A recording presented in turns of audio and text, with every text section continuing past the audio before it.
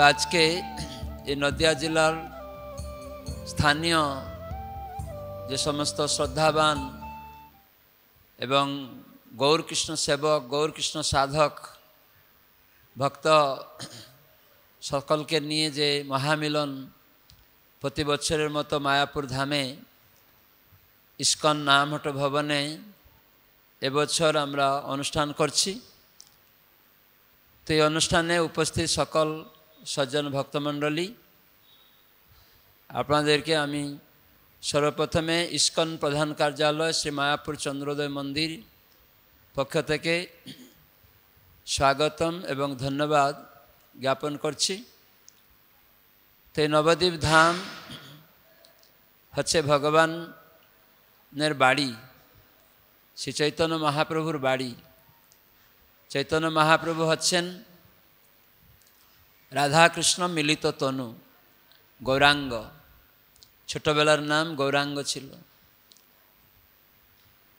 মহাপ্রভু তিনি ভবিষ্যৎবাণী করেছিলেন পৃথিবীর সর্বত্র তার নাম প্রচার হবে। তো ভগবানের নাম এই কলিযুগে হচ্ছে হরে কৃষ্ণ কৃষ্ণ কৃষ্ণ হরে হরে, হরে রাম রাম রাম হরে হরে। এই মহামন্ত্র সর্বত্র প্রচার হবে, এটি চৈতন্য মহাপ্রভু স্বয়ং ভগবান তিনি এটি বলেছিলেন।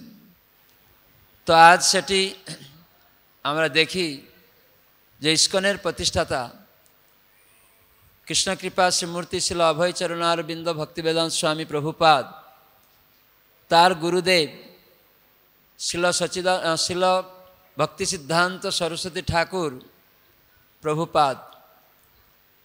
তো এই ভক্তি সিদ্ধান্ত সরস্বতী ঠাকুর প্রভুপাদের নির্দেশে এই অভয়চরণ ভক্তিবেদান্ত স্বামী প্রভুপাদ সারা বিশ্বে এই ভাগবত ধর্ম, যে জীবের ধর্ম, আত্মার ধর্ম, সেটি প্রচার করলেন। তো ভাগবত ধর্ম উপলব্ধি হয় ভগবানের নাম করার মাধ্যমে। তো সেই ভগবানের নাম প্রচার মহাপ্রভু স্বয়ং বললেন সারা বিশ্বে এটি হবে। তাই আজ আমরা সেটি দেখছি ইস্কনের দ্বারা কিভাবে গ্রামে গঞ্জে শহরে সর্বত্র এই নাম প্রচার চলছে। তাই নদিয়া জেলাতেও নাম প্রচার হচ্ছে। নদিয়া জেলায় এত প্রচার আগে ছিল না, কেন দ্বীপের নিচে অন্ধকার, সবাই বলে না হরে কৃষ্ণ, ঘুমাচ্ছে কেন, সোজা হয়ে বসুন। দ্বীপের নিচে অন্ধকার। এই কাছাকাছি লোকেরা আমরা দেখতাম যখন প্রচারে যেতাম তারা গ্রহণ করতে চাইতো না। তো এখন সুন্দরভাবে গ্রহণ করছে।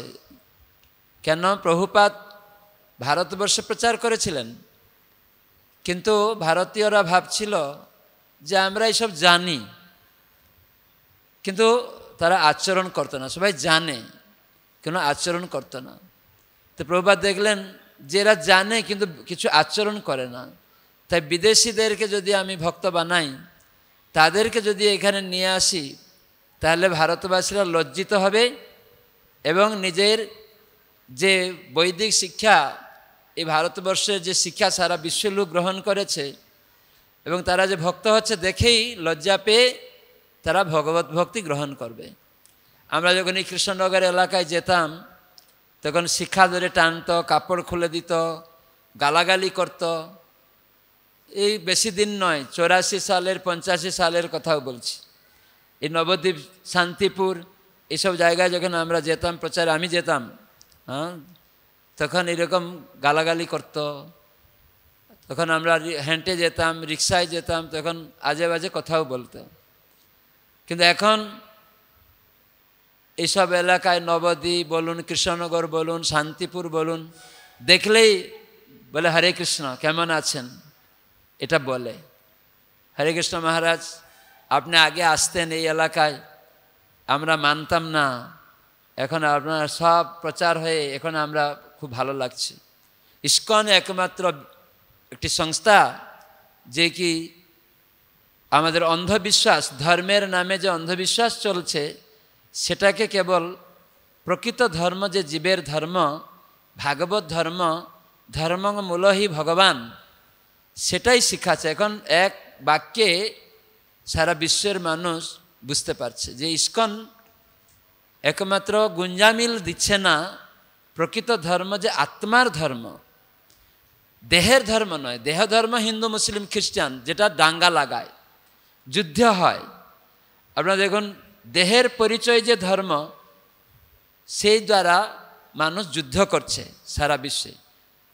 কিন্তু যখন আত্মধর্ম হবে, তাই প্রমাণ যে আমাদের ইস্কন মানে আন্তর্জাতিক কৃষ্ণ ভাবনামৃত সংঘ, যেখানে সারা বিশ্বব্যাপী কৃষ্ণ ভাবনার শিক্ষা দেওয়া হয়। কেন? জীবের প্রভু আরাধ্য হচ্ছেন ভগবান কৃষ্ণ। কেন? গীতায় কৃষ্ণ বলেছেন মমই বাংশ জীবলোকে জীবভূত সনাতন, জীব হচ্ছে আমার নিত্য সনাতন অংশ। তাই কৃষ্ণ ভাবনাময় হওয়া এটা প্রয়োজন। তো সেটা সম্ভব কেবলই হরে কৃষ্ণ কৃষ্ণ কৃষ্ণ হরে হরে, হরে রাম রাম রাম হরে হরে। এই মহামন্ত্র জপ এবং কীর্তনের মাধ্যমে এই উপলব্ধি সারা বিশ্বের মানুষ করেছে, দেহাত্ম বুদ্ধি থেকে মুক্ত হয়েছে।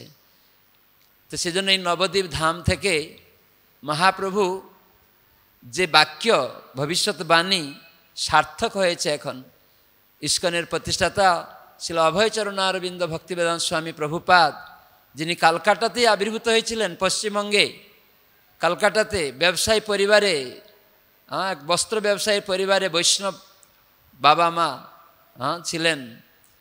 আর তারা চেয়েছিলেন রাধারানীর কাছে, প্রভুপাদের বাবা মা চেয়েছিলেন রাধারানীর কাছে যে হে রাধে, তোমার শুদ্ধ ভক্ত দাও পুত্ররূপে আমাদের, আর তোমার কথা সারা বিশ্বে প্রচার করুক। তার মানে বাবা মা চাইছে না যে আমাদের শুদ্ধ ভক্ত দাও, আমাদের সেবা করবে বুড়ো হয়ে গেলে। বাবা মা চাইছে আমাদের শুদ্ধ ভক্ত দাও, তোমার কথা সারা বিশ্বের লোককে জানাবে। কেন না? সবাই ভুলে গেছে, দেহাত্ম বুদ্ধিতে আছে। দেহাত্ম বুদ্ধি মানে যুদ্ধ, হিংসা, মারামারি। তো যখন এই তোমাকে কৃষ্ণ রাধারানী তোমাদেরকে প্রচার করবে, তখন তারা যখন তোমার নাম গ্রহণ করবে, তখন হৃদয়ের যে আয়নাটা পরিষ্কার হবে। তখন সবাই দেখবে এই দেহ আমি নই, তখন দেখবে যে আমরা এই দেহের মধ্যে আত্মা। সবাই বলুন তো, কি বলেন? আমার হাত বলেন সবাই, আমার হাত, হ্যাঁ কি না? সবাই আমার হাত বলেন, আমার দেহ বলেন, আমার মাথা বলেন, না আমি হাত বলেন? কয়জন আমি হাত বলে? কি বলেন? আমি দেহ কয়জন বলে? আমি মাথা কয়জন বলে? কেউ নেই। সারা বিশ্বে যত ইউনিভার্সিটি বা কেউ ডক্টরেট করছে, পিএইচডি লিখছে, থিসিস লিখছে, কত কিছু করছে, অ্যানালাইজ করছে, সবাইকে জিজ্ঞাসা করলে কেউ বলে না আমি দেহ। কেউ বলে আমার দেহ, আমার হাত, আমার পা। তাহলে আমি কে? তো এটাই প্রভুপাদ ইস্কনের প্রতিষ্ঠাতা তার বাবা মা রাধারানীর কাছে চেয়েছিলেন যে এমন একটা ছেলে দাও যে আমি দেহ নই, আমি হাত নই, পা নই, যে ভগবানের অংশ, ভগবানের সেবক, সেই ভাবনা যাতে জাগ্রত হয় সারা বিশ্ববাসীর কাছে। তাই জন্যই ইস্কনের প্রতিষ্ঠাতা তার 69 বছর বয়সে 1965 সালে তিনি আমেরিকায় গিয়েছিলেন তার গুরুদেব ভক্তি সিদ্ধান্ত সরস্বতী ঠাকুর প্রভুপাদের নির্দেশে, এবং সেখানে এককভাবে এই হরে কৃষ্ণ মহামন্ত্র কীর্তন করলেন। অন্য কিছু না, কেবল হরে কৃষ্ণ কৃষ্ণ কৃষ্ণ হরে হরে, হরে রাম রাম রাম হরে হরে, এই মহামন্ত্র। প্রভুপাদ খুব সুন্দর সুরে, একটা বুড়া মানুষ, তার কাছে কে আসবে?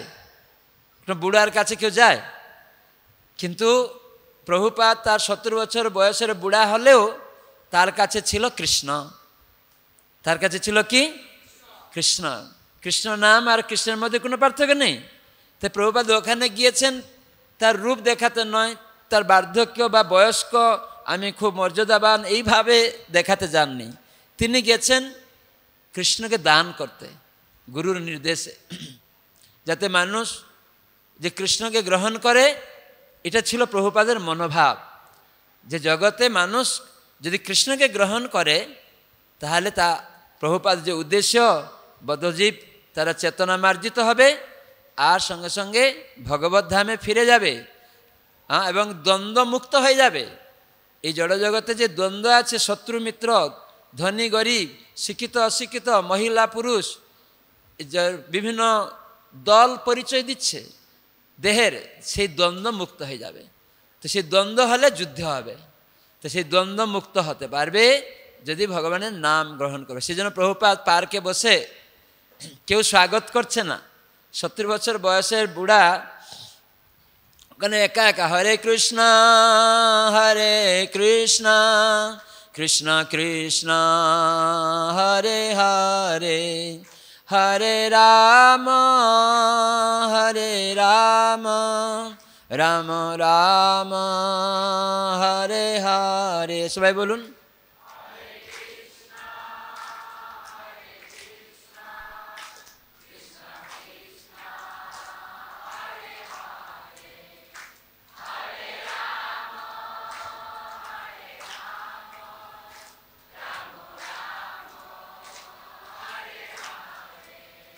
হরে কৃষ্ণ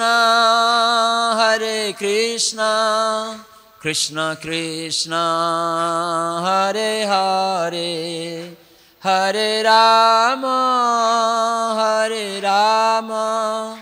রাম রাম হরে হরে।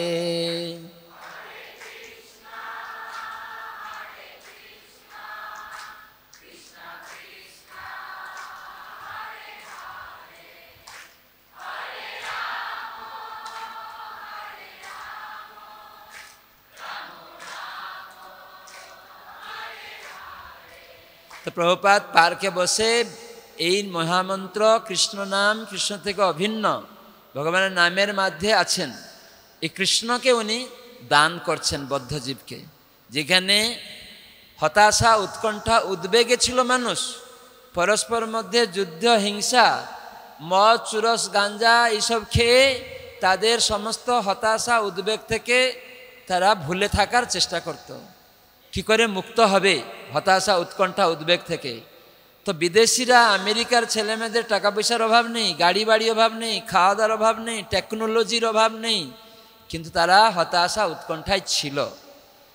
তাই জন্য প্রভুপাদ তিনি জানতেন যে কৃষ্ণ ভুলি সেই জীব অনাদি বহির্মুখ, অতএব মায়া তারে দেয় সংসারাদি দুঃখ। দুঃখের কারণ, হতাশার কারণ কৃষ্ণকে ভুলে যাওয়া। আমরা স্বভাবগতভাবেই কৃষ্ণের অংশ, দেহ পরিচয় দিয়ে আমরা ভুলে গেছি। তো সেজন্য প্রভুপাদ জানতেন যদি কৃষ্ণকে কেউ গ্রহণ করে তাহলে তার হৃদয়ের আয়না পরিষ্কার হয়ে যাবে। এই জন্যই চৈতন্য মহাপ্রভু এই নবদ্বীপ ধামে অবতরণ করে তিনি এই ভবিষ্যৎবাণী করে দিয়েছিলেন এবং বলেছিলেন, আমার শুদ্ধ সেনাপতি ভক্ত সারা বিশ্বে আমার এই নাম বিতরণ করবে। তাই ভগবানের শুদ্ধ সেনাপতি ভক্ত কে? যে ভগবানের নাম বিতরণ করেছে সারা বিশ্ববাসীর কাছে। কে সে? ইস্কনের প্রতিষ্ঠাতা এখানে বসে আছেন, অভয় চরণারবিন্দ ভক্তি বেদান্ত স্বামী প্রভুপাদ। চৈতন্য মহাপ্রভু 539 বছর পূর্বে বলেছিলেন, মানে সেই সময় আবির্ভূত হয়েছেন, তো মানে 500 বছর পূর্বে তিনি বলেছেন যে আমার শুদ্ধ সেনাপতি ভক্ত সারা বিশ্বে আমার নাম প্রচার করবে, আমার সেনাপতি ভক্ত। তাহলে এখন যদি আমরা দেখি, এটা ভবিষ্যৎ পুরাণেও আছে যে ভগবানের একজন ভক্ত সারা বিশ্বের মানুষকে তার নাম বিতরণ করবে। তাহলে সেই ভক্তটা কে? সেনাপতি ভক্তটা কে? যে সারা বিশ্বের লোকে হরিনাম দিয়েছে, জাতি, বর্ণ, ধর্ম নির্বিশেষে। আজকে ইস্কনে দেখুন, কেউ মুসলিম পরিবারে, কেউ খ্রিস্টান পরিবারে, কেউ হিন্দু পরিবারে, কেউ আমেরিকায়, পাকিস্তানে, আরবে, প্রত্যেকটা দেশে, রাশিয়ায় যান, হাজার হাজার লক্ষ লক্ষ মানুষ, তারা ভুলে গেছে দেহের পরিচয়। দেহের পরিচয় হিন্দু, মুসলিম, খ্রিস্টান মানে ডাঙ্গা, আমেরিকান, আফ্রিকান মানে ডাঙ্গা। এই দেহের পরিচয় ভুলে গেছে। তাই প্রভুপাদ এই মহামন্ত্র, এটি ভগবানের নাম, গডের নাম, আল্লাহর নাম। যদি কেউ বলে এই নামটা, এই 16 নাম 32 অক্ষর, যদি কেউ করে তাহলে হৃদয় আয়না পরিষ্কার হবে, সে জানবে আমি দেহ নই। সেই জন্য এই নামটা প্রচার হচ্ছে। এটার জন্য নাম হট্ট মানে নাম ভগবানের নাম, হট্ট মানে যেখানে ক্রয় বিক্রয় হবে, শ্রদ্ধা মূল্য দিয়ে আদান প্রদান হবে।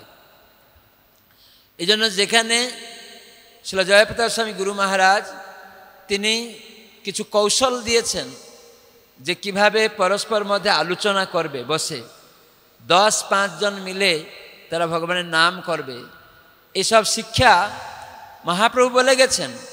আর সেটা ছিল জয়প্রতাপ স্বামী গুরু মহারাজ প্রভুপাদের নির্দেশে তিনি ইস্কনে এই নাম হট্ট প্রচার সূচনা করেছেন এই মায়াপুরকে কেন্দ্র করে। আজ সারা বিশ্বের মানুষ এই নাম হট্ট প্রচার করছে, গ্রহণ করছে নাম প্রচার। যদি এই নাম হট্ট প্রচার ভিন্ন ভিন্ন নামে আছে আমাদের, কিন্তু সব প্রচারই হচ্ছে নাম হট্ট প্রচার, যার মাধ্যমে ভগবান নামকে কেন্দ্র করে আদান প্রদান শিক্ষা। গীতা ভাগবত যা আছে শাস্ত্র, শাস্ত্রের মুখ্য বিষয়বস্তু হচ্ছে ভগবানের নামের আশ্রয় করা, অন্য কিছু না। বৈদিক শাস্ত্র যা কিছু ঘোষণা করা হয়েছে, যত শাস্ত্র পড়বেন প্রত্যেকটা শাস্ত্রের মুখ্য বিষয়বস্তু হচ্ছে এই ভগবানের নাম, ভগবানকে কেন্দ্র করে তার সেবাতে যুক্ত হওয়া।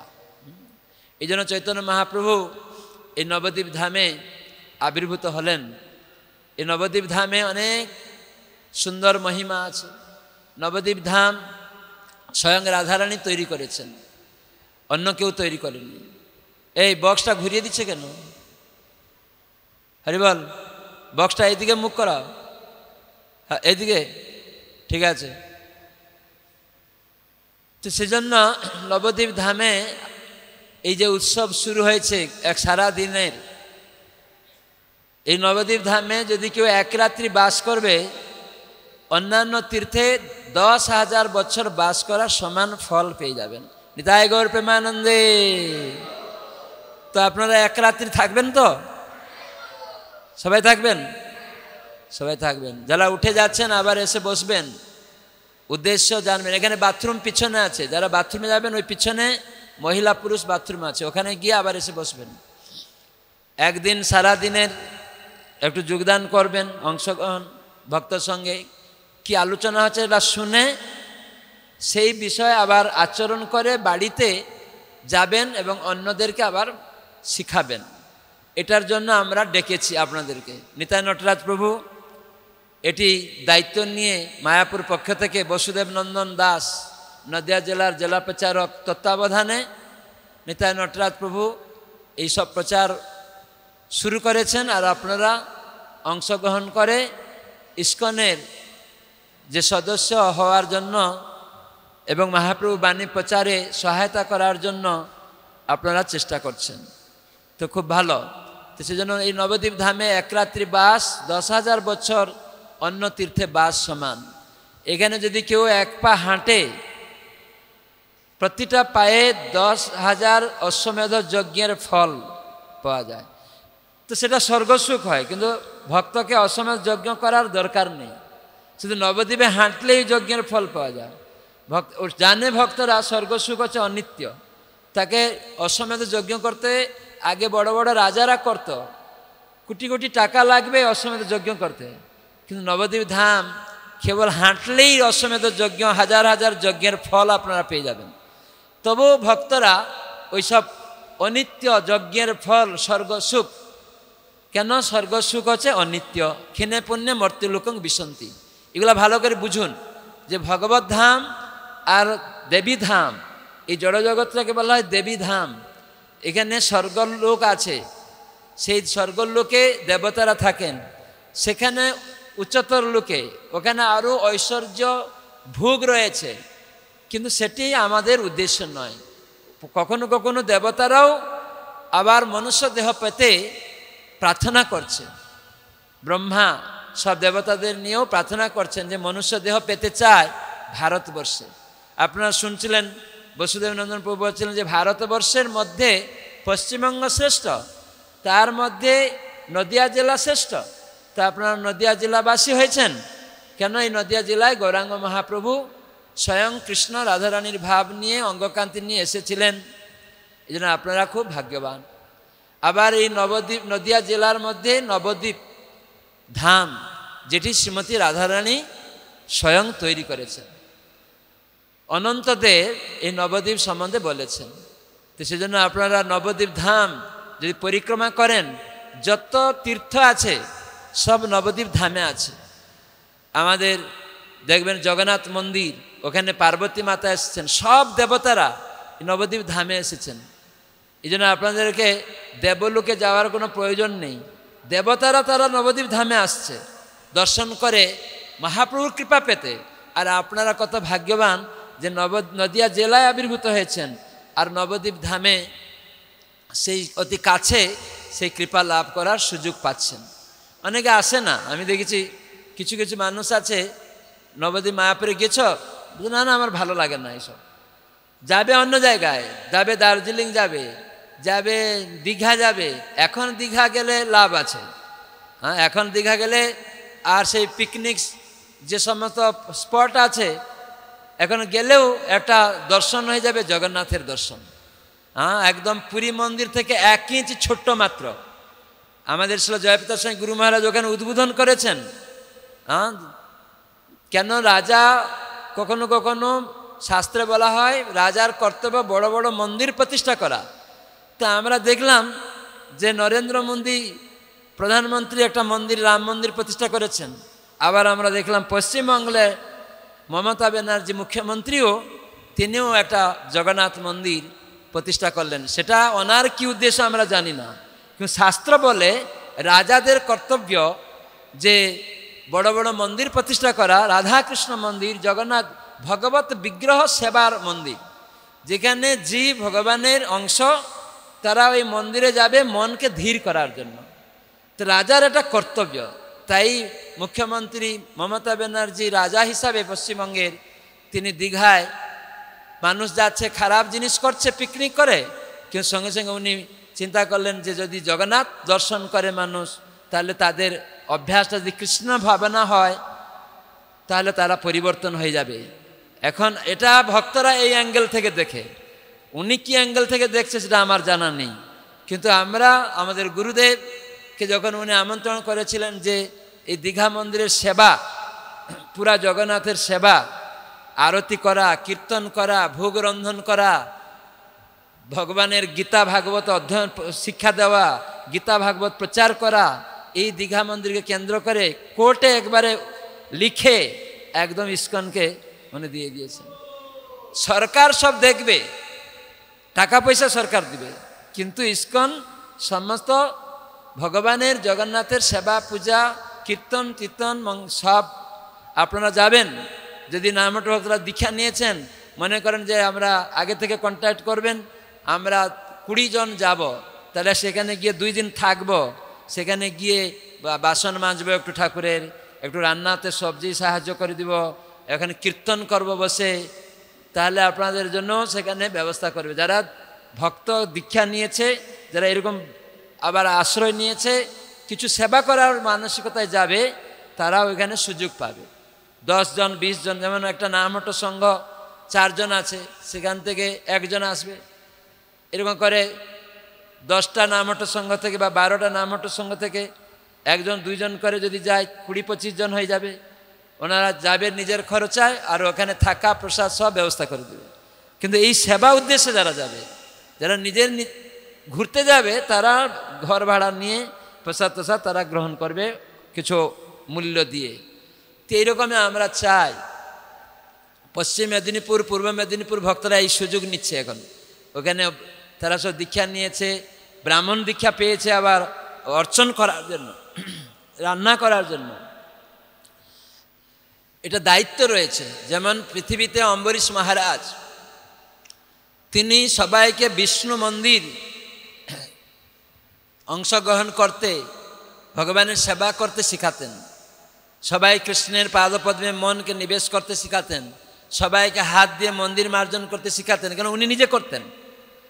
এগুলি ছিল আগে আগে রাজাদের কাজ।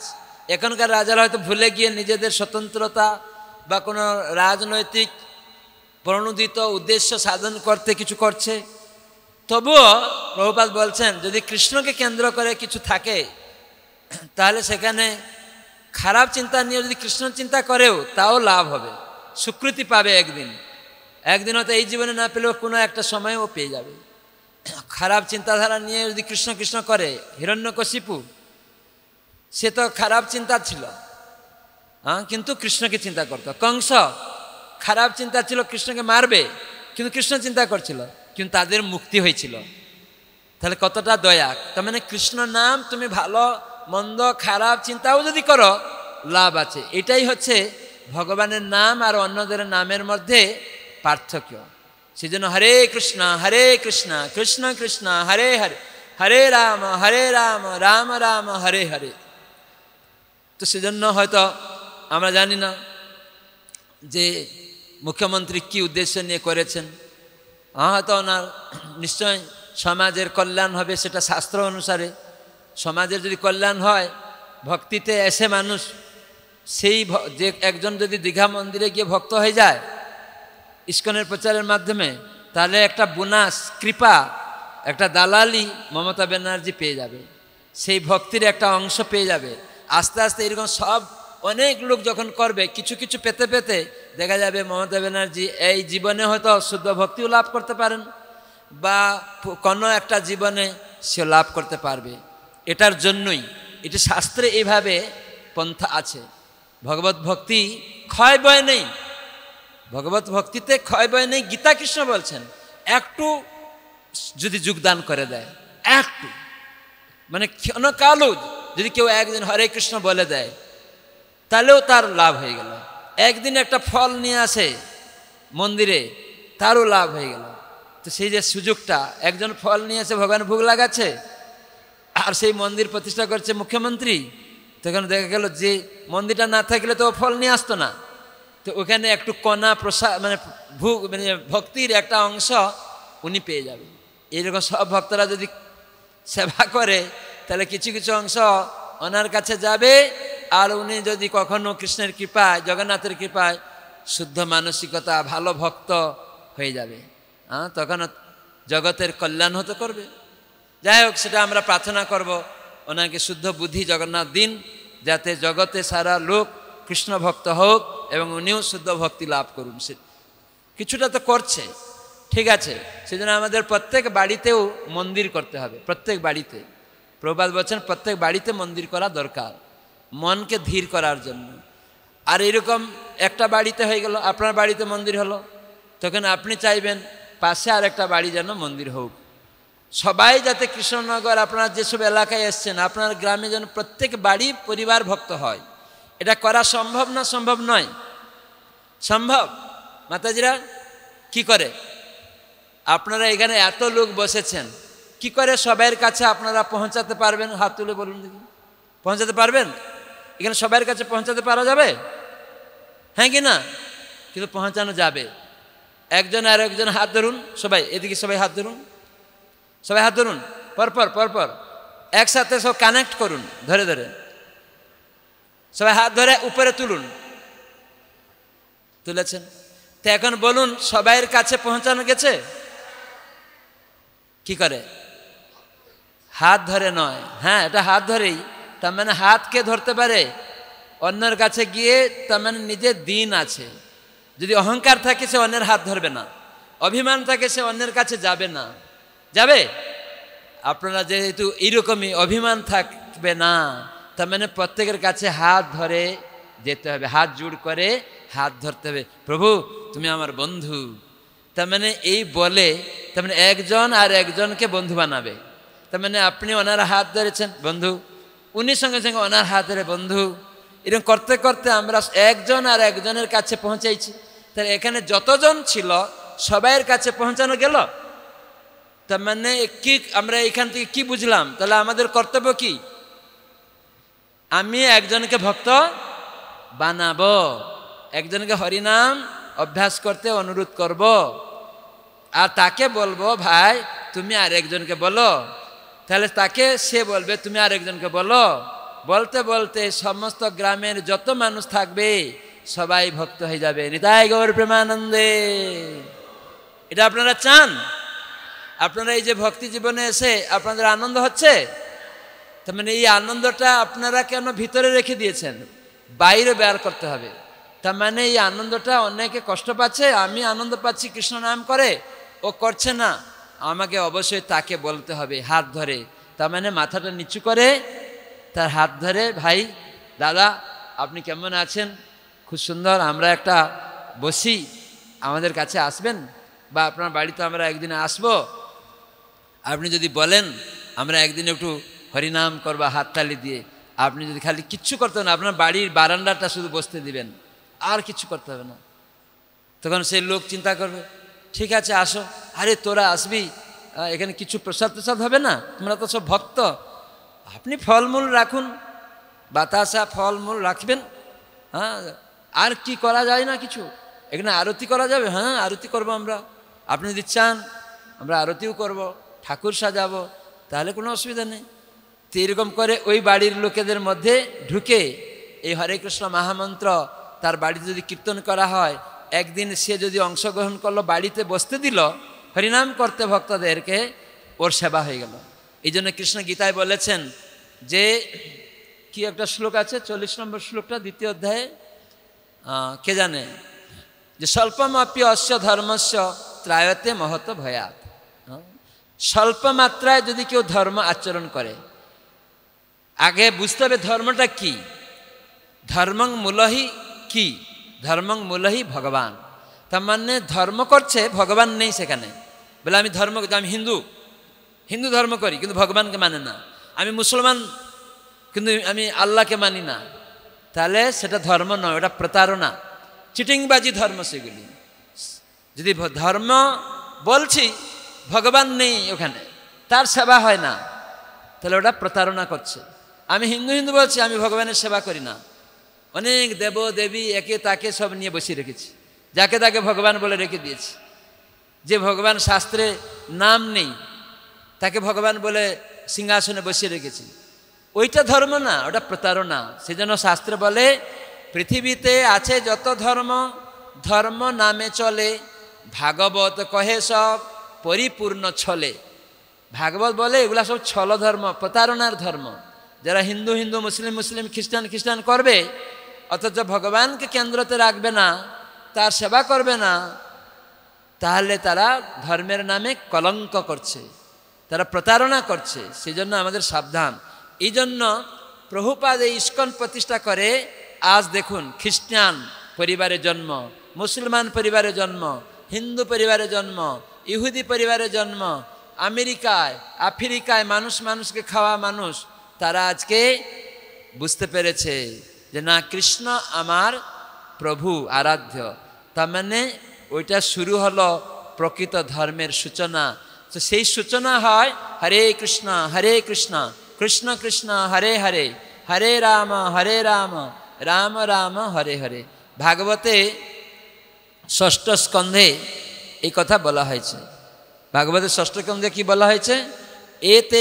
এতাবানেব লোকস্মিন পুংসাম ধর্ম পরস্মৃত ভক্তি যোগ ভগবতী তন্নাম গ্রহণাদিভি। 6ষ্ঠ স্কন্ধ 3য় অধ্যায় 22 নম্বর শ্লোকটা পড়বেন ভালো করে। সেখানে যমরাজ যমদূতদেরকে বলছেন, যমরাজকে, তিনি হচ্ছেন ধর্মরাজ, পাপ পুণ্য বিচার করেন। তাহলে আমরা যদি ধর্ম মানতে চাই, তাহলে যমরাজকে মানতে হবে, উনি মহাজন। কয়জন মহাজন আছে কে জানে? কয়জন মহাজন? 12 জন মহাজন। জানেন সবাই? কে জানে? একজন বলুন। আপনি একজন বসেই বলুন। হ্যাঁ, যমরাজ একজন মহাজন। ধন্যবাদ। আর কে মাতাজি? বলি মহারাজ, ভীষ্মদেব, আপনি বলেছেন। আর কেউ?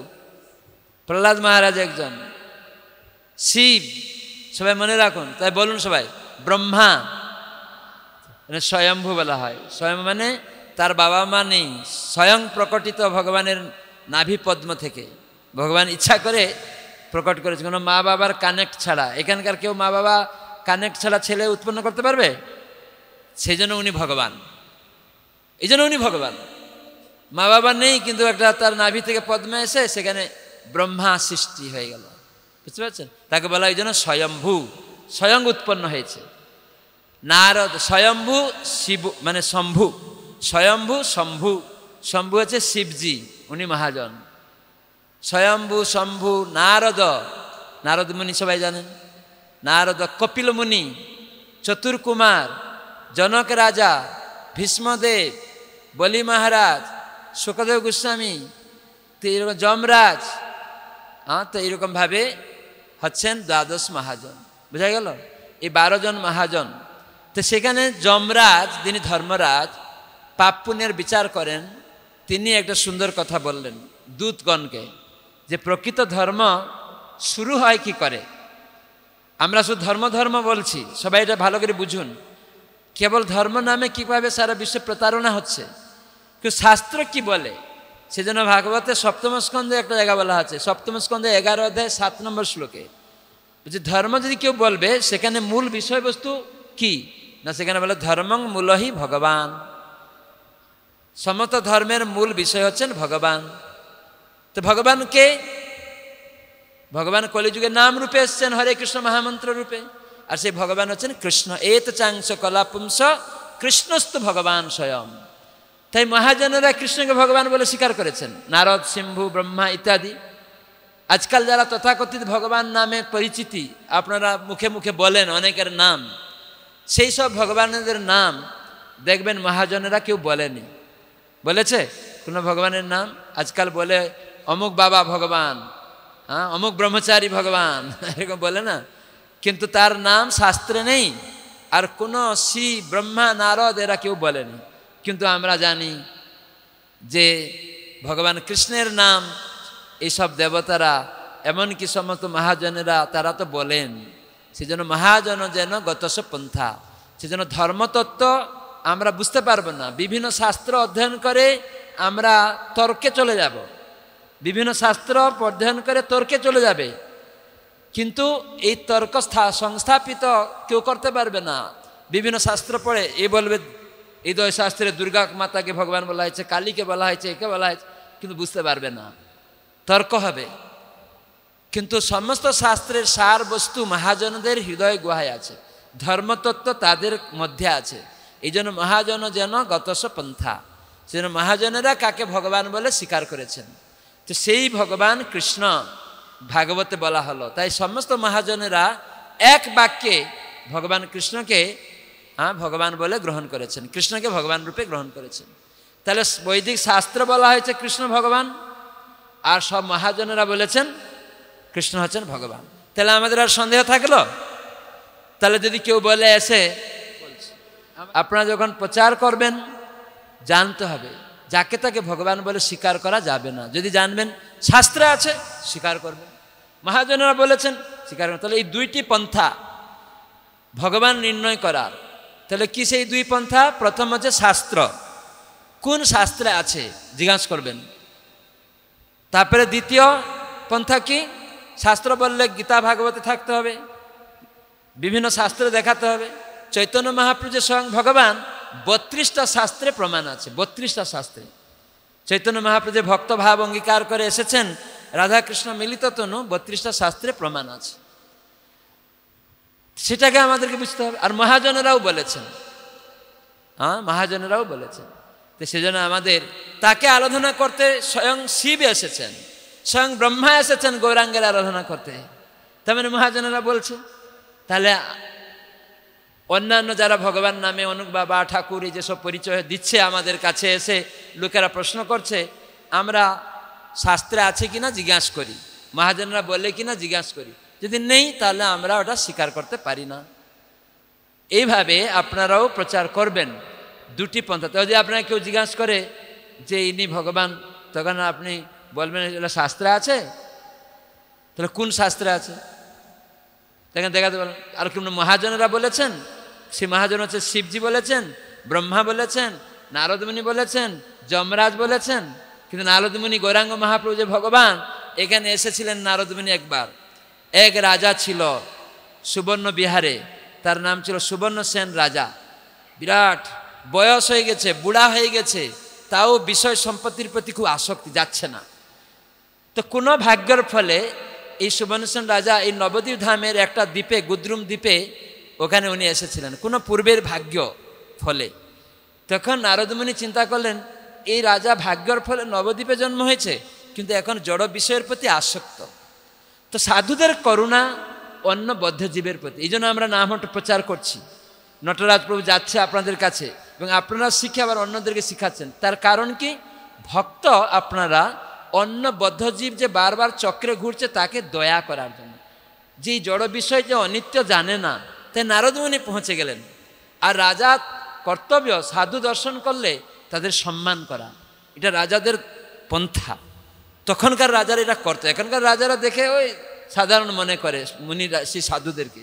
কেন? এখন সাধুরা ভণ্ডামি করছে না, সাধুর বেশে তিলকমালা পরে আজে বাজে কাজ করছে, মদ খাচ্ছে, মাংস খাচ্ছে, অনেক সাধুর বেশে মাংসও খাচ্ছে, লাল কাপড় পরে নেশাও করছে, সিগারেটও খাচ্ছে, আবার সারা প্রচারক বড় প্রচারক বলে বিশ্ব নাম হয়েও যাচ্ছে। তো এগুলো ভণ্ডামি। এই জন্য অনেক লোকেরা বুঝতে পারে না কি আসল সাধু। যে শাস্ত্র সিদ্ধান্তকে যে ফলো করবে, পাপ কর্ম মুক্ত হবে, 4টা পাপ, কোনো আমিষ আহার করবে না, নেশা করবে না, অবৈধ সঙ্গ করবে না, দৃঢ়ক্রীড়া করবে না, এবং ভগবানকে কেন্দ্র করে ভগবানের আরাধনা করবে। বলবে না এই কালী ভগবান, সে ভগবান, সে সাধু সাধু না, সে ভণ্ড প্রতারক। প্রকৃত সাধু ভগবানকে দান করবে। সাধু হিন্দু মুসলিম খ্রিস্টান ধর্ম প্রচার করবে না, সাধু প্রচার করবে আত্মার ধর্ম, তাহলে সে সাধু। হিন্দু মুসলিম খ্রিস্টান বলে ওটা ডাঙ্গা লাগানো, সেটা সাধু প্রচার করবে না। সাধু প্রচার করবে ভগবানকে। কেন? জীবের স্বরূপ হয় কৃষ্ণের নিত্য দাস। সেই জন্য মহাজন নারদ মুনি উপস্থিত হয়ে গেলেন। উনি সাধু, ভগবানের প্রিয় ভক্ত, রাজধানীতে এসেছেন। আর রাজা সুবর্ণসেন একবারে তার সিংহাসন ছেড়ে তাকে নিয়ে বসালেন, পাদধৌত করলেন, আর আনন্দে কুশল জিজ্ঞাসা করলেন, সেবা করলেন। তখন নারদ মুনি কৃপা করে বললেন, রাজা তোমার বার্ধক্য হয়ে গেল, এখনও তুমি বিষয়ে আসক্ত ছাড়তে পারছো না। জানো এই ধন সম্পদ অনিত্য, এই যে ছেলে মেয়ের প্রতি তোমার আসক্তি, পরিবারের প্রতি, দেশের প্রতি, এগুলা একদিন থাকবে না। দেখো তোমার এই বার্ধক্য হয়ে গেল, তোমার ছোটবেলার দেহটা চলে গেছে। কিভাবে সাধুরা সুন্দর করে মানুষকে বুঝায়। তো নারদমুনি এরকম সুন্দর করে তাকে বুঝিয়েছেন, তার হৃদয় গলে গেছে। আর সঙ্গে সঙ্গে নারদমুনি তাকে ওই নবদ্বীপ ধামে, রাজা তুমি ভাগ্যবান, কেন জানো? তুমি যে ধামে, যে জায়গায় বাস করছো, এটা নবদ্বীপ ধাম, অভিন্ন গোলক বৃন্দাবন, অভিন্ন সেই চিন্ময় ধাম নবদ্বীপ ধাম। এখানে প্রকাশ হয়েছে, এখানে স্বয়ং রাধাকৃষ্ণ মিলিত তনু গৌরাঙ্গ রূপে কলিযুগে আবির্ভূত হন।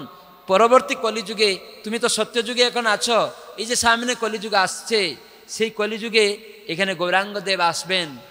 আর তুমি সেই ধামে এই সত্যযুগে এখানে জন্মগ্রহণ করেছো, তুমি কত ভাগ্যবান, এই দ্বীপের মধ্যে আছো তুমি।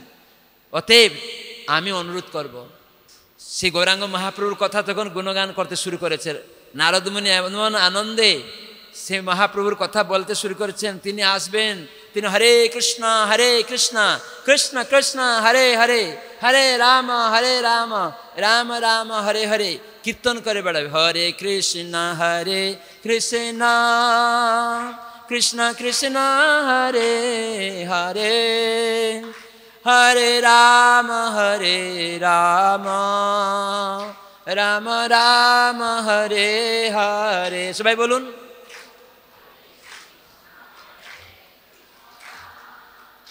কৃষ্ণ কৃষ্ণ হরে হরে, হরে রাম রাম রাম রাম হরে হরে। মহাপ্রভু এরকম এসে কীর্তন করবেন এই নবদ্বীপ ধামে। তার অনেক ভক্তবৃন্দ আসবেন, তিনি নিজের এখানে অবতীর্ণ করবেন, কত কিছু লীলা করবেন তার ভক্তদেরকে নিয়ে সেই নবদ্বীপ ধামে। তোমার তো মহাপ্রভুর গুণগান করছেন নারদমুনি। বলতে বলতে ওই রাজা আসক্ত হয়ে গেছে মহাপ্রভুর প্রতি। গৌরাঙ্গ মহাপ্রভু তখন নারদমুনি বলেন, গৌরাঙ্গ, সবাই বলুন জোরে জোরে, গৌরাঙ্গ গৌরাঙ্গ গৌরাঙ্গ। তো নারদমুনি রাজার মধ্যে এই গৌরাঙ্গের নাম, হরিনাম করতে করতে গৌরাঙ্গের নাম, মহাপ্রভু এরকম হরিনাম করবেন আর তার নাম গৌরাঙ্গ। তখন সেই গৌরাঙ্গর নাম বললেন। এই গৌরাঙ্গ তিনি কি করবেন? প্রেম দিবেন নামের মাধ্যমে। তখন সেই গৌরাঙ্গ গৌরাঙ্গ বলতে লাগলেন নারদমুনি। আর ওই রাজাও গৌরাঙ্গের প্রতি আসক্ত। আর নারদমুনি এই রাজাকে আসক্ত করে দিয়ে অমনি অন্তর্ধান হয়ে গেলেন। আর রাজা তো একদম বিহল হয়ে গেছে, গৌরাঙ্গ গৌরাঙ্গ গৌরাঙ্গ গৌরাঙ্গ। সাধুর কৃপা এরকমই, যদি কেউ গ্রহণ করে নেয় তো সেই রাজার হৃদয় পরিবর্তন হয়ে গেল একদম। সঙ্গে সঙ্গে রাত্রিবেলা দেখছে স্বপ্নে, গৌরাঙ্গ গৌরাঙ্গ করছে তো, রাত্রে স্বপ্ন দেখছে মহাপ্রভু গদাধর স্বপার্শ্বদে তার অঙ্গনে ওইখানেই নৃত্য করছে। কিভাবে? হরিনাম করতে করতে, হরে কৃষ্ণ কৃষ্ণ কৃষ্ণ হরে হরে, হরে রাম রাম রাম। নৃত্য করতে করতে মহাপ্রভু স্বপার্শ্বদে গদাধর পণ্ডিত সহ স্বপার্শ্বদে পঞ্চতত্ত্ব নৃত্য করছে। তখন এটা দেখছে রাজা, আর সঙ্গে সঙ্গে দেখছে ওই কীর্তন সব মানে স্বপ্ন ভেঙে গেছে, তখন আর দেখতে পাচ্ছে না। তখন খুব কান্না করতে লাগে, গৌরাঙ্গ গৌরাঙ্গ বলে কান্না করতে। তখন ভবিষ্যৎবাণী হলো, মানে একটা দৈববাণী হলো, আকাশবাণী। রাজা, যে তুমি পরবর্তী জন্মে তুমি বুদ্ধিমন্ত খান রূপে আবির্ভূত হবে। যখন গৌরাঙ্গ মহাপুরুষ সেই সময় আসবেন, তুমি তার দর্শন করতে পারবে সাক্ষাৎ। এখন তুমি আর দর্শন করতে পারবে না। এই যে স্বপ্নে দর্শন করেছিল, পারে অন্তর্ধান হয়ে গেলেন। তখন সেই দৈববাণীতে তাকে যখন স্বপ্ন ভাঙে গেছে, তখন কান্না করছে গৌরাঙ্গ গৌরাঙ্গ বলে। তখন ওই দৈববাণীতে জানতে পারলো যে তুমি এখন আর দর্শন করতে পারবে না, কিন্তু সাক্ষাৎ তুমি সেই গৌরাঙ্গ মহাপ্রভুকে দর্শন করতে পারবে সেই সময় যখন কলিযুগে তোমার জন্ম হবে আর মহাপ্রভু যখন আবির্ভূত হবেন। আর তখন তুমি অনেক তার সেবা করবে। হরি হরি বল। তো এরকম দেখুন, সেজন্য মহাপ্রভু এসে এখানে শিখিয়ে দিয়ে গেছেন প্রকৃত ধর্ম এই হরিনাম প্রচার। তাই জন্য হরিনামের মাধ্যমে যমরাজ তিনি বলছেন যে লোকেদের, এখানে বলছেন ভগবানের যে দিব্য নাম কীর্তন, সেখান থেকে শুরু হয় যে ভক্তি যুগ। তার মানে ভক্তি মানে সেবা, সব ইন্দ্রিয় দিয়ে কৃষ্ণ সেবা, সব ইন্দ্রিয় দিয়ে দেবদেবী সেবাকে ভক্তি বলা হয়নি, শাস্ত্রে নেই। কেন? ভক্তি মানে ভগবান এবং ভক্ত আর ভক্তি, এই তিনটাকে বলা হয়েছে। ভগবান থাকলে ভক্ত আছে, তার মানে ভগবান থেকে ভক্ত কথাটা আসছে। আর ভক্তি আছে, ভক্তি মানে সেবা। তার মানে সব ইন্দ্রিয় দিয়ে ভগবানের সেবাকে বলা হয় ভক্তি। তার মানে প্রথম শুরু হচ্ছে এরকম, সেই ভক্তির সূচনা ভগবানের নাম থেকে। হরে কৃষ্ণ কৃষ্ণ কৃষ্ণ হরে হরে, হরে রাম রাম রাম। এই ভগবানের নাম থেকে ভক্তির সূচনা, সেটাই বলা আছে। ভগবানের দিব্য নাম কীর্তন। এই জন্য আমরা আমাদের ইন্দ্রিয় দিয়ে ভগবানকে বুঝতে পারবো না, চোখ দিয়ে ভগবান সামনে এলেও বুঝতে পারবো না, কিন্তু ভগবানের নাম জিহ্বা দিয়ে শুরু করে যখন শ্রবণ হবে, হরে কৃষ্ণ কৃষ্ণ কৃষ্ণ হরে হরে, হরে রাম রাম রাম। এই জন্য বলা আছে অতঃ শ্রীকৃষ্ণ নামাদি ন ভবেত গ্রাহ্যম ইন্দ্রিয়ই। ভগবানেরকে জানা যাবে না, তার ধাম তার পরিকর কিছু বোঝা যাবে না ইন্দ্রিয় দিয়ে, কিন্তু যখন সেবন মুখে হি জিহ্বাদু, এই জিহ্বা দিয়ে যখন সেই পরম ব্রহ্ম পরম পুরুষোত্তম ভগবান দ্বিভুজ মুরলীধর শ্যাম সুন্দর নন্দন নন্দন কৃষ্ণ, তার নাম হরে কৃষ্ণ রাধা কৃষ্ণ, এখানে হরে মানে রাধারানী। তো সেই হরে কৃষ্ণ দুইজনের নাম যখন আমরা কলিযুগে জিহ্বা দিয়ে আরম্ভ করবো, জিহ্বা একটা ইন্দ্রিয়, তাহলে ইন্দ্রিয় দিয়ে যখন ভগবানের নাম কীর্তন হলো, সেখানে হয়ে গেল ভক্তি। তাই সেটা কে বলছে? যমরাজ। যমরাজ কে? ধর্মরাজ, আর তিনি হলেন মহাজন। তাহলে শাস্ত্রে অনেক কিছু বলা হয়েছে, সেখানে আমরা কনফিউজ হয়ে যাবে। সেই জন্য ব্রহ্মা, নারদ, শিব, যমরাজ তারা এই ভগবানের নামের কথা বললেন। তো কলিযুগে ভগবান নাম, তাই এখানে বলা হলো নাম থেকে শুরু হয় যে ভক্তি, সেটাই হচ্ছে মানব সমাজের প্রকৃত জীবের ধর্ম। যদি কেউ প্রকৃত জীবের ধর্ম বলে, সেটা হচ্ছে কি ভগবানের নাম জপ করার মাধ্যমে, ভগবানকে গ্রহণ করার মাধ্যমে, সেই যদি কেউ গ্রহণ করে থাকেন তিনি ধার্মিক, তিনি ধর্ম আচরণ করছেন, তাহলে বুঝতে পারবেন। তার মানে তার ধর্মের স্তম্ভ রক্ষা করছেন, তার মানে কোনো নেশা করে না, কোনো অবৈধ সঙ্গ করে না, কোনো ধৃত ক্রীড়া তাসপালি জুয়া খেলে না, কোনো জীব হত্যা করে না। জীব হত্যা মানে শাকসবজি তো হত্যা, শাকসবজি হত্যা করা যাবে। যখন কৃষ্ণ বললেন এই শাকসবজি নিবেদন করো আমাকে, তাহলে পাপ থাকবে না। আপনারা দেখুন, ভারত সরকার মিলিটারিরা গিয়ে অন্য দেশে দুষ্কৃতকারীদের, শত শত দুষ্কৃতকারীকে একদম মেরে শেষ করে দিচ্ছে। ওই হত্যাটা ধর্ম। যখন সেই সৈনিক তার বাড়িতে এসে তার দাদার সাথে বচসা হলো জমি নিয়ে, তখন তার এটা ধর্ম হবে? তার জেল হবে, মৃত্যুদণ্ড হবে। কিন্তু সেই সৈনিক শত শত সেনা করে মেরে দিল, আর ভারতবর্ষে ফিরে এসে তাকে একদম প্রাইজ, প্রমোশন, চাকরি হয়ে গেল। তো একটা মানুষ একবার এরকম হয়েছে, তখন ওর দাদাকে শ্যুট করে দিয়েছে, তখন জেল হয়ে গেল, কোর্টে বিচার হচ্ছে। ও যে জজ বলছেন যে আপনার দাদাকে মারলেন, আপনার মৃত্যুদণ্ড, এটা আইন অনুসারে। তখন ও বলছে আপনি বিচারপতি হওয়ার যোগ্য নন। বলছে কেন? না, আমি একজন মিলিটারি ম্যান ছিলাম, আমি মিলিটারি ম্যান, আমি দেশে যুদ্ধ করতে গিয়ে শত শত সেনা মেরে আমার প্রমোশন হয়েছে, প্রাইজ পেয়েছি সরকার থেকে, আর আপনি জানেন না আমি কে, আর আমাকে জেল মৃত্যুদণ্ড দিয়ে দিচ্ছেন একজনকে মেরেছি বলে। অত লোক মেরেছে, আমার প্রাইজ হয়েছিল, আর একজনকে মারলাম, জেল দিয়ে দিবেন, মৃত্যুদণ্ড দিবেন বলছেন? আপনি বিচারক হওয়ার যোগ্য নেই। তখন বিচারপতি জিজ্ঞাসা করলেন, ঠিক আছে আপনার কথা মানলাম, আপনি মিলিটারি, তা আপনি যখন অন্য দেশে গিয়ে ঘুষে 200 মানুষকে মেরেছিলেন, অহংকার করছেন, তো সেটা কে নির্দেশ দিয়েছিল? এটা কার নির্দেশ আপনি মেনেছিলেন? বলো কেন? ভারত সরকার। তা আপনার দাদাকে মারলেন কোন সরকারের নির্দেশে? তখন মাথাটা নিচু হয়ে গেছে। বলে মিলিটারি গিয়ে অন্য দেশে 200 সেনাকে মেরেছিলেন, কার নির্দেশে? বলছে সরকারের নির্দেশে। এখন দাদাকে মারলেন কোন সরকার নির্দেশে? তখন মাথাটা নিচু হয়ে গেল। অতএব আপনার মৃত্যুদণ্ড, এটাই হচ্ছে বকশিস, আর এটাই হচ্ছে প্রাইজ, এটাই হচ্ছে প্রমোশন। বুঝাই গেল? শাক সবজি হত্যা করাও পাপ। গীতায় কৃষ্ণ বললেন, হ্যাঁ কি একটা শ্লোক আছে না না, যে যজ্ঞাশিষ্ট সিন সন্ত মুচ্যতে সর্বকিল বিষয়। ভাগবতে বলা হচ্ছে না, যজ্ঞ অবশেষ, যজ্ঞ মানে বিষ্ণু ভগবান, তাকে নিবেদিত যে প্রসাদ, শাকসবজি যে নিবেদন করে প্রসাদ, ওইটা খেলে যজ্ঞাবশেষ, যজ্ঞাশিষ্ট সিন সন্ত আসীন সন্ত, সন্ত মানে সে সাধু, তখন সে সাধু। কেন না? সে পাপ থেকে মুক্ত, তখন তাকে সাধু বলবেন। নাহলে তিলক মারা পরে নিল বা লাল কাপড় পরে নিল, সন্ন্যাসী হয়ে গেল, বিশ্বে তাকে মানে সনাতন ধর্মের বড় প্রচারক বলে দিল, সে ভণ্ড, সে সাধু হবে না। সে পাপকর্ম করছে, মৎস্য মাংস ভোজন করছে, নেশা করছে, ধর্মের 4টি স্তম্ভ পালন করে না, তাহলে ধর্মের স্তম্ভ তো সে রক্ষা করে না, সে কী করে সাধু হলো? ভণ্ড।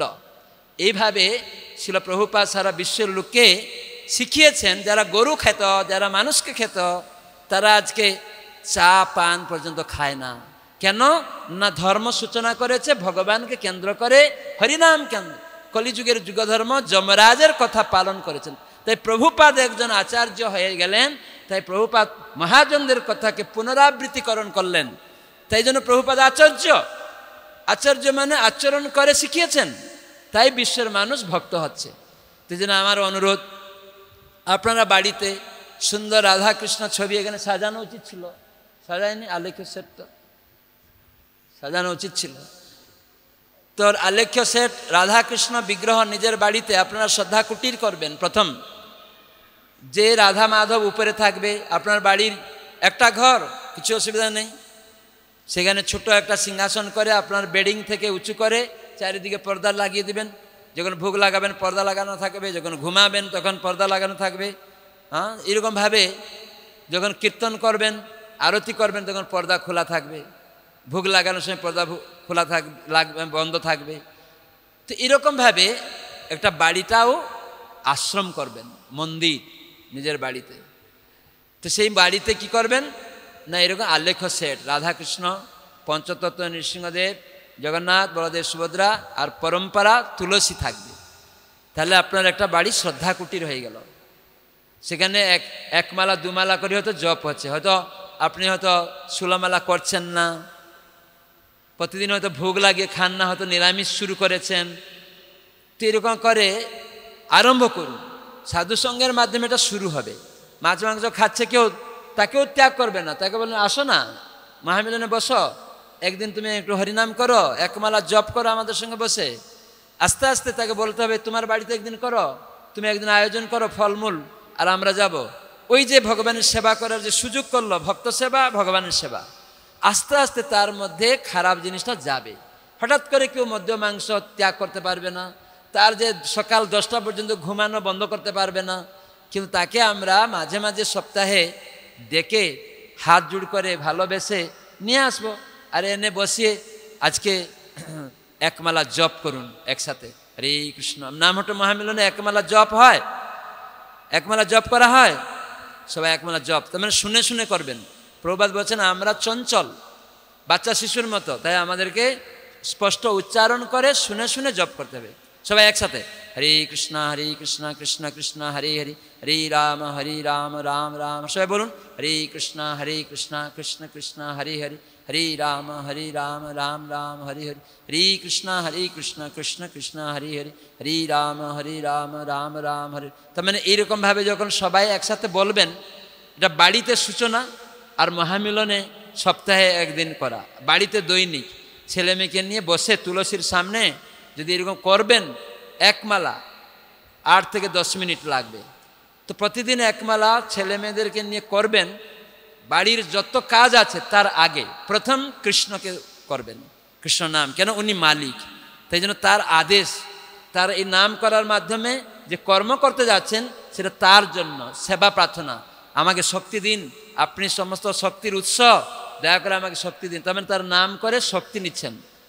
তাহলে কী হবে, তারপরে আপনি কাজে বেরিয়ে যান। ওই দিন আপনাকে কেমন লাগছে দেখবেন, খুব ভালো। আগে কোনো কাজ করার আগে সকালে উঠে ভোরে উঠেই স্নান টান করে নিন, মন্দিরে গিয়ে একটু আরতি কীর্তন করে 1 মালা 2 মালা জপ করে নিন, তারপরে আপনার নিজের কাজে যান, ছেলে মেয়েদেরকে পড়ান। আপনি দেখবেন সবাইয়ের মধ্যে একটা ঐক্যতা আসবে। বাবা, ছেলে, মেয়ে, বউ, আত্মীয় স্বজন যদি এরকম করতে থাকেন, সেটাই তখন আনন্দ পাবেন। এটা নিজের বাড়িতে। আর সপ্তাহে এইরকম যে বাড়ি করে 2-4 বাড়ি মিশে একটা সংঘ বসবেন, সপ্তাহে একদিন করে। আপনার বাড়িতে আজকে বসলো, পরের সপ্তাহে লেখা হয়ে গেল ওই বাড়িতে বসবে, তারপরের সপ্তাহে আরেকটা বাড়ি, এরকম ঘুরে ঘুরে 4টা বাড়ি মাসে একবার করে পড়বে পালি। তো এরকমভাবে লিখতে হবে, তাই খাতা থাকতে হবে, 4খানা খাতা থাকতে হবে। প্রথম খাতা হচ্ছে এই সমস্ত আলোচনা চক্র খাতা, যে আমরা আজকে বসবো বা কাল আগামী সপ্তাহে বসবো কোন সদস্যের বাড়িতে, লেখা হয়ে গেল। আমাদের কার্তিক প্রভুর বাড়িতে এই শ্রদ্ধা কুটিরে আগামী মহামিলন আমাদের বুধবার, প্রতি বুধবার 4টা থেকে আমরা 6টা পর্যন্ত বসি। এই কৃষ্ণনগর বা কোনো ইস্কন অনুমোদিত রোড স্টেশন কৃষ্ণনগর নামহট্ট সংঘ মহামিলন এরকম লেখা থাকলো। তো সেটা কোন দিনে বসছে, তো সেদিন এখন ঘোষণা করা লেখা হয়ে গেল। আগামী সপ্তাহে প্রভু কার্তিক প্রভু আপনার বাড়িতে লেখা হয়ে গেল। ওখানে বসে কি হবে, ওখানে ওই বাড়িতে ঠাকুর সাজাতে হবে। ওই বাড়িতে তার নিজস্ব ঠাকুর ঘর আছে, কিন্তু শিখানোর জন্য নতুন লোক যাবে না, নতুন লোক আসবে, তাদেরকে যদি আমরা না শিখাই, কেন দীক্ষিত বা যে যারা অলরেডি আচরণ করছে সে তার ঘরে ঠাকুর ঘরে আরতি করতে দিবে না। কিন্তু আমরা সেই বাড়িতে বারান্দায় যদি ঠাকুর সাজাই, সেজন্য কে সাজাবে? তাই জন্য সেখানে একটু বেদি মতো করে ছোট ছোট হলেও এরকম সাইজের ফটো নিয়ে একজনের নাম লেখা থাকবে। মৌসুমী মাতাজি, আপনি আগামী সপ্তাহে আপনি ঠাকুর সাজাবেন। দীপিকা মাতাজি, আপনি কিছু ফুল এখানে এই বাড়ি আসবে, আপনি ফুলমালাগুলা গেঁথে নেবেন। আর অশোক প্রভু, আপনি এখানে আসন বিছাবেন। তার মানে ওই বাড়ির লোক কিছু করবে না, তার মানে আপনার বাড়িতে যখন উনি আসবে, উনি সবাই ভাগ করে আবার সেবা করবে।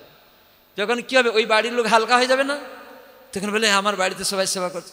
এইরকমভাবে ওরা শুধু যোগান দিবে, এই মাতাজি ফল আমান্য করবে, এই প্রভু আরতি প্লেট রেডি করবে।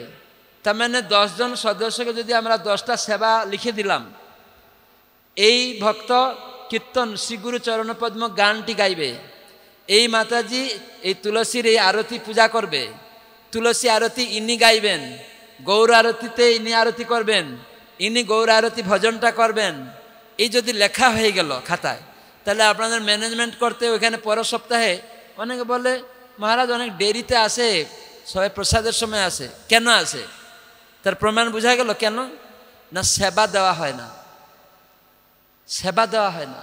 যদি আপনাদের এই সঙ্গে 10 জনকে যদি সেবা দেওয়া থাকে, তাহলে সে দেরিতে আসবে না আগে আসবে? কাউকে দেওয়া হয়েছে ঠাকুর সাজাতে হবে, সে আগে গিয়ে সেবা হবে, কেন মহামিলন হবে 4টা থেকে, ও 3:30টায় যাবে। হ্যাঁ কি না?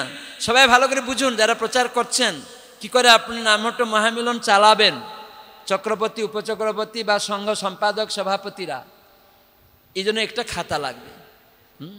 তো এইরকমভাবে তারপরে আপনাদের তো বই আছে, যে শ্রদ্ধাবান কোর্স বই আছে, কখন কারো সেটা শেষ করে গৌরকৃষ্ণ সেবকে কেউ গেছে, গৌরকৃষ্ণ সাধক, যাদের গ্রুপে যেমন যাচ্ছে সেটা আলাদা জিনিস। আবার কেউ যদি সেটা না থাকে, গীতা থেকে সিরিয়াল পাঠ হবে, আলোচনা চক্র আছে, তারপরে সেখানে এই সমস্ত রুটিন করে দিলেন।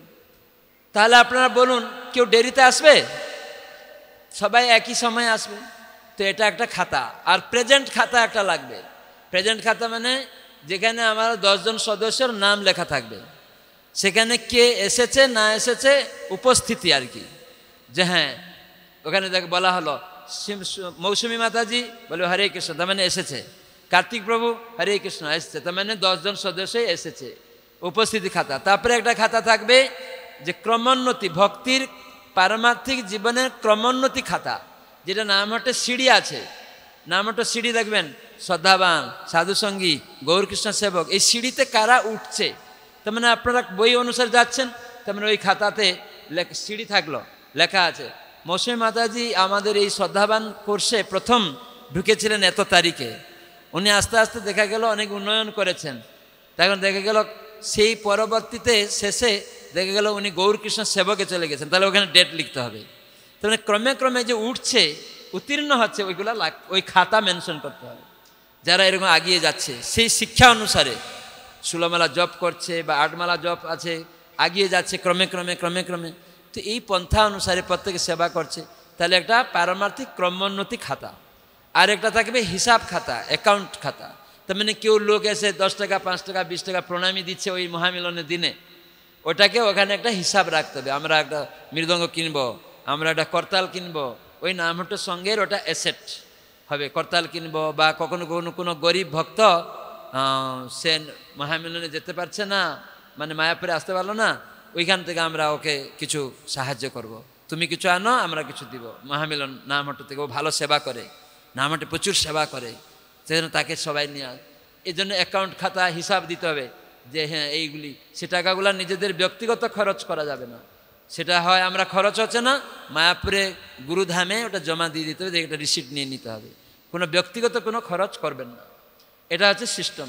তাহলে এই 4টি খাতা নামহট্টতে করতে হবে। তো এরকমভাবে আমি ক্রমে ক্রমে এই কয়েকটা পয়েন্ট বললাম। তো এখন আরও কিছু বসুদেব নন্দন প্রভুকে ডাকবো, উনি আর কিছু আছে বলবে। বসুদেব নন্দন আছে এখানে? নিতাই নটরাজ প্রভু। তো এইটা এখানে আমি শেষ করছি। তার আগে একটা জিনিস বলছি, গুরু মহারাজ শর্টে নামহট্ট কি বলেছেন, আপনারা সবাই নামহট্ট পরিচয় শুনেছেন, পড়েছেন। 8 নম্বর পাতায় গুরু মহারাজ বলেছেন, শুদ্ধ চিন্ময় পারমার্থিক সাংস্কৃতিক চর্চার উদ্দেশ্যে লুপ্ত মানবতার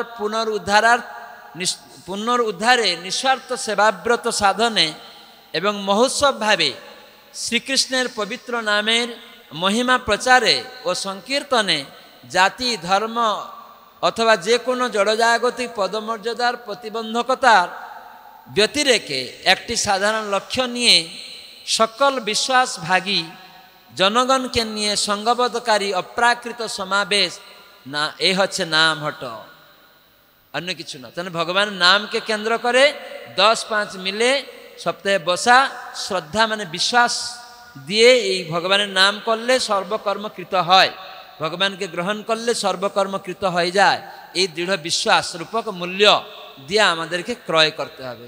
সেই জন্য আমাদের চেষ্টা করতে হবে সব ভক্তদের, যে যাতে আমরা মহাপ্রভুর এই শিক্ষা 10-5 মিলে, যখন একটা গ্রুপ 10 জন হয়ে যাবে, তখন বেড়ে যাচ্ছে 20 জন হয়ে গেল, আরেকটা গ্রুপ করে দেবেন ভাগ, কোনো রকম যেন 20 জন না থাকে। ওই পাড়া থেকে কারা কারা আসছিলেন, ও ওখানে 8 জন, ঠিক আছে, ওই পাড়াতে আপনারা বসবেন, অত দূরে আসতে হবে না, তাহলে আরেকটা সঙ্গ হয়ে গেল। সেখানে যারা নূতন আবার আসতে লাগবে, তখন সেখানে আবার ভেঙে ওইখান থেকে আপনারা বসবেন। এরকম করে করে বাড়াতে হবে নামহট্ট সংঘ। এখন নিতানটা 45টা না কত সঙ্গ দেখছে, খুব ভালো। তো আপনারা এরকম প্রচার করুন। আমি প্রার্থনা করব গুরু মহারাজ, প্রভুপাদ, রাধা মাধবের কাছে তাদের অহেতুক কৃপা আপনাদের উপরে বর্ষিত হোক এবং আপনারা উত্তর নিজের ভক্তি জীবনে বাড়াবেন আর অন্যদেরও সেই ভক্তি জীবনে যোগদান করতে উৎসাহিত করবেন। ক্রমে ক্রমে যে পন্থা আমি বললাম, হঠাৎ করে কাউকে বলেন এই এখনই মাংস ছাড়ো, মাছ ছাড়ো, না। পন্থা আছে, আগে আসো, একমালা জপ করো, প্রতিদিন হরিনাম করো, নামহট্ট মহামিলনে আসো, একদিন নিরামিষ খাও। নামহট্ট সদস্যের একটা যোগ্যতা আছে, প্রতিদিন একমালা জপ করবে আর সপ্তাহে একদিন নিরামিষ খাবে, মহামিলন দিনটা নিরামিষ খাবে। সেই দিন যেন শাক সবজি ভগবানকে দিয়ে, যদি দীক্ষাও না হয় ভগবানের কাছে বলবে, প্রভু আমি দীক্ষিত নয় বা মাছ মাংস খাই, আজকে আমি নিরামিষ খাচ্ছি, তুলসী পাতা দিয়ে বলবেন, অনুরোধ করবেন, আপনি এটা হয়তো গ্রহণ করবেন না, দয়া করে আমাকে কৃপা করুন, আমি এই রকম যেন প্রতিদিন আপনাকে ভোগ লাগাতে পারি। আপনি তো হরি, আমার যে খারাপ জিনিসগুলা আপনি হরণ করে নিন আর শুদ্ধ ভক্তি দিন, সারা জীবন যেন আমি তোমার সেবা করতে পারি। একদিন দেখবেন এরকম বলতে বলতে সপ্তাহে একদিন নিরামিষ ভোগ লাগায় আর ভগবানকে বলছেন, ভগবান দেখবে ও সরল নিষ্কপট হতে হবে। তাহলে একদিন দেখবেন আপনি কোন দিন আপনার মাংস খাওয়ার, বিড়ি খাওয়ার, নেশা করার, অবৈধ সঙ্গ করার, যে আজে বাজে কাজ করার এইসব খারাপ জিনিস চলে গেছে। বিড়িটা কেউ খাচ্ছে, এই গন্ধ লাগছে, বিড়ি খাবি না, এখানে মাছ মাংস রান্না করছে, এই দুর্গন্ধ, এরকম আসবে। মদ কেউ খাচ্ছে, তখন আগে মদ খাচ্ছিলেন হয়তো, তখন মদটা গন্ধ এলেই দৌড়াচ্ছিলেন, কিন্তু তখন মনে হবে না এটা খারাপ, তখন মনে আসবে অটোমেটিকলি। এই জন্যই নামহট্ট মহামিলন সপ্তাহে যে করা হচ্ছে, আপনারা গ্রন্থ অনুসারে করছেন, যেখানে গ্রন্থ শুরু হয়নি সেখানে গীতা শিক্ষা অনুসারে পরপর পড়াবেন এবং সদস্যরা যেন সবাই অংশগ্রহণ করে দায়িত্ব নেয়, সেটা আমাদের প্রার্থনা। সবাই হাত তুলুন, বলুন হরে কৃষ্ণা হরে কৃষ্ণা কৃষ্ণ কৃষ্ণ হরে হরে, হরে রাম রাম রাম হরে হরে।